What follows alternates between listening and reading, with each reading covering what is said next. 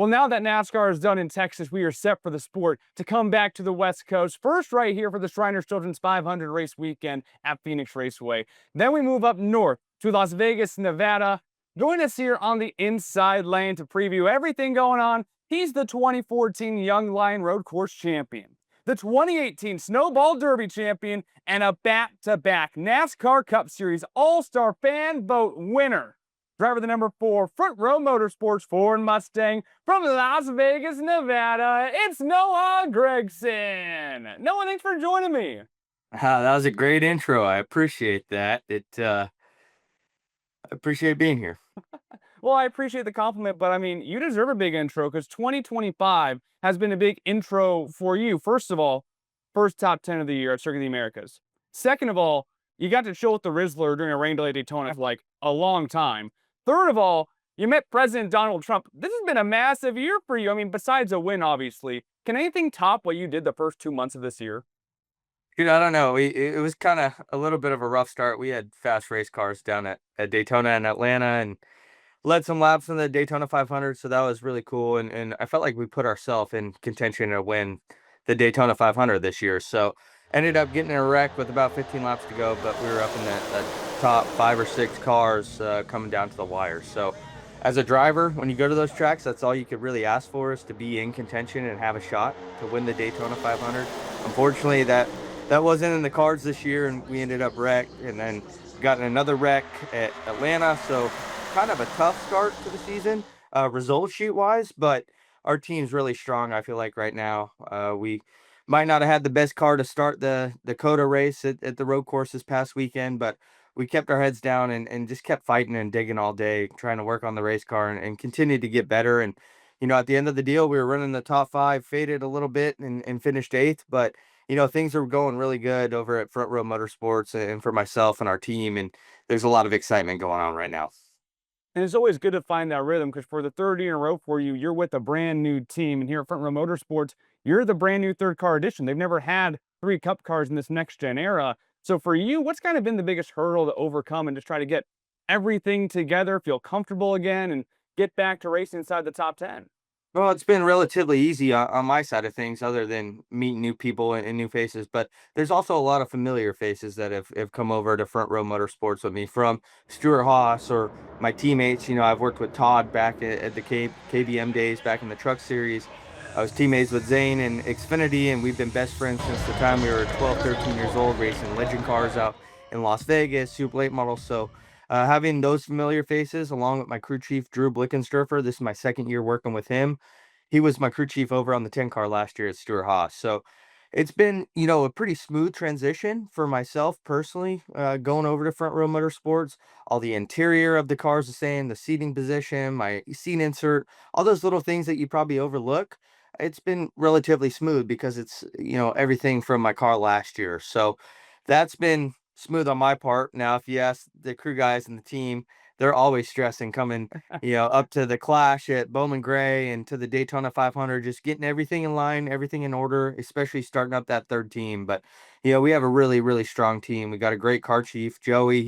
He's been awesome, and he's a big light to our team and a lot of energy. There's a lot of positive energy and a lot of momentum. So we're super hungry.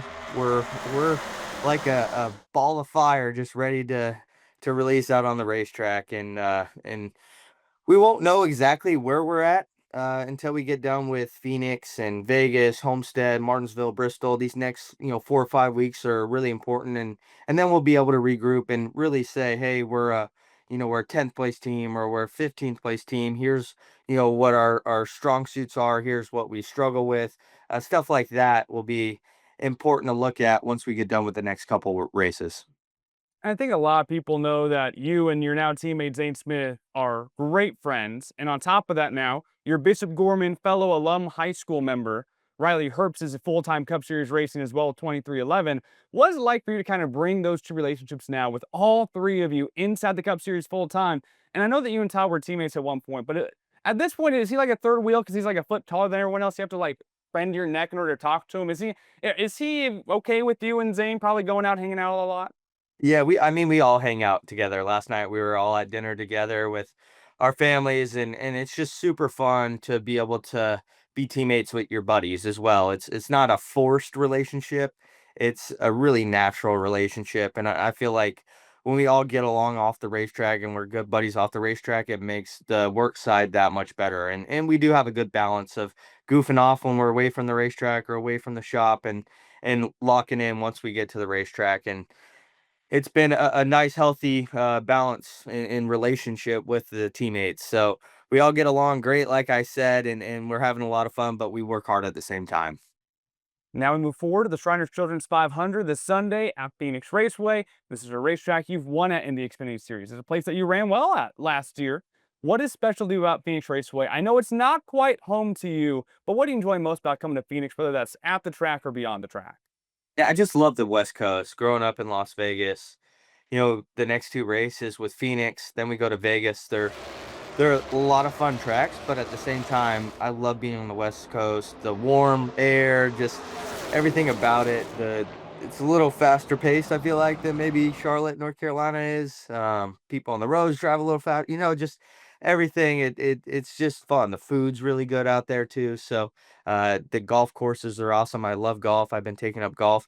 Todd's been kicking my butt lately on the golf course. So we've been spending a lot of time together there. So I assume to golf a little bit out there and have some strong runs. Like you mentioned, we won there in the Xfinity Series back in 2022. It's been a strong racetrack. I think we finished 11th there in the fall race last year. So knocking on the door for a top 10. There's a lot of stuff to build on and grow on, and I'm super pumped to get out there. And every time I talk to an Arizona driver, whether it's Michael McDowell, Alex Bowman, Leland Honeyman Jr., JJ Yaley, I always ask them, what do you miss most about living in Arizona now having to be in Charlotte? All four of them, every time, exact same answer. For food, right? The Mexican food. See, I didn't even have to. Riley answered wrong. He said hanging out with his friends or something like that. Yeah, Riley. The Mexican food. That's exactly that. The Mexican food is 10 times better. Like, the Mexican food on the West Coast is so good, and then you get out here to North Carolina, and they're like, "Oh, the Mexican food's so good. Like, I'm getting ACP, which is rice, cheese sauce, and chicken." And it's like, "Nah, guys, this isn't authentic at all. It's not good. Like, wait till you get the real stuff when we go out to the West Coast."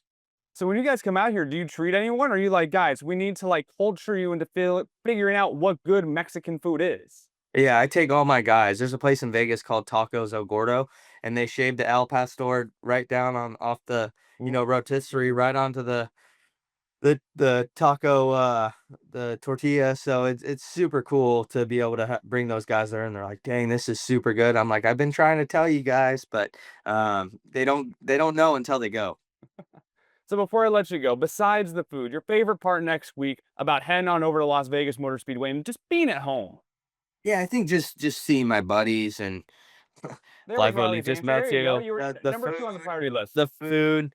It's just fun to get back out there. I usually spend the week out there, so I'm going straight from Phoenix to Vegas, and we'll be able to spend the week out there, golf a lot, and do a lot of media stuff too. I've grown up in Vegas, born and raised, and got a lot of friends, a lot of family there, and a lot of fans too. So, with it being the hometown race, they got us doing a lot of stuff. It's pretty, uh, not nerve-wracking, but just pretty chaotic and exhausting at the end of the week. Once you get done with the race, you're having to cater to so many different people, and there's a lot of people that come out to support the race and definitely want to spend time with each and every person. So it's always fun getting out to Vegas. It's a little different of a scheduled week for me because I have a little bit more free time, not being at the shop and doing all that. But with it being so much different, I enjoy spending the week out there, and I'm super pumped to get out there.